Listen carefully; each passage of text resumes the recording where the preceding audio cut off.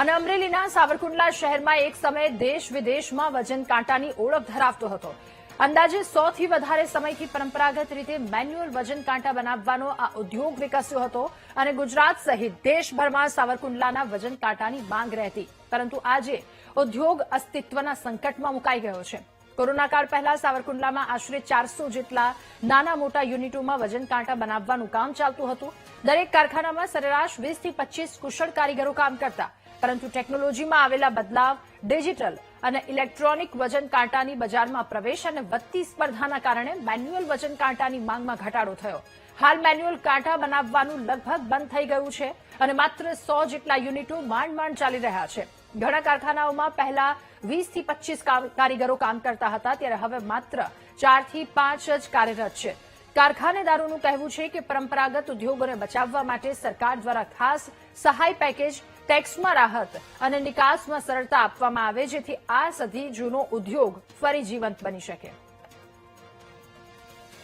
આજે તમને એમ કહું કે સાવરકુંડલા શહેરની અંદર 400 માંથી માત્ર 100 યુનિટ કાંટાના ચાલુ છે અને એ પણ એવા કે એની અંદર 2 થી 4 કે 5 કારીગરો હોય તો યુનિટ ચાલી શકે. પેલા એવું હતું કે એક કારખાનાની અંદર 25-50 કારીગરો કામ કરતા અને કાંટાનો ઉદ્યોગ સતત ધમધમતો. આજે કોરોના કાળ બાદ આ કાંટા ઉદ્યોગને એવી માઠી બેઠી છે કે 400 માંથી 100 યુનિટ જ ચાલુ છે અને સાવરકુંડલા શહેર મંદી બાજુ તરફ ચાલી રહ્યું છે. સાવરકુંડલામાં કાંટા સિવાય બીજો કોઈ ઉદ્યોગ નથી. એટલે મારી એવી લાગણી છે કે જો સરકાર દ્વારા કોઈ નવી નીતિ અપનાવવામાં આવે, ફરીથી આ કાંટા ઉદ્યોગને ધમધમતો કરવામાં આવે તો અનેક પરિવારને રોજીરોટી મળી રહે એમ છે. હાલ પરિસ્થિતિ વિશ્વ યુદ્ધ, કોરોના, જીએસટી એ બધાને હિસાબે આજની તારીખમાં સાવરકુંડલામાં કાંટાની એવી કફોડી પરિસ્થિતિ થઈ છે. પેલા તો મેન્યુઅલ કાંટા અહીંયા હાલતા હતા કે જે દેશ વિદેશમાં સાવરકુંડલા પ્રખ્યાત હતું. વિદેશોથી બધા અહીંયા ખરીદી કરવા આવતા હતા. એક્સપોર્ટ અહીંથી એટલું બધું થતું હતું.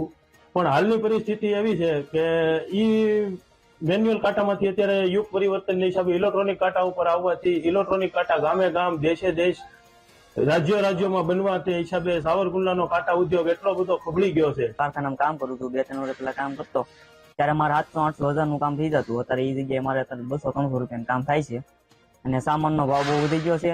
એ પ્રમાણે કામ ઓછું આવે છે અને ઉપરથી કામ આવતું નથી અને મંદી છે અને ખર્ચો અત્યારે વધી ગયો છે. એ પ્રમાણે કામ તો પાછું આવવું જોઈએ ને. કામ નથી આવતું એટલું બધું, જેટલું જોઈએ છે ને એટલું.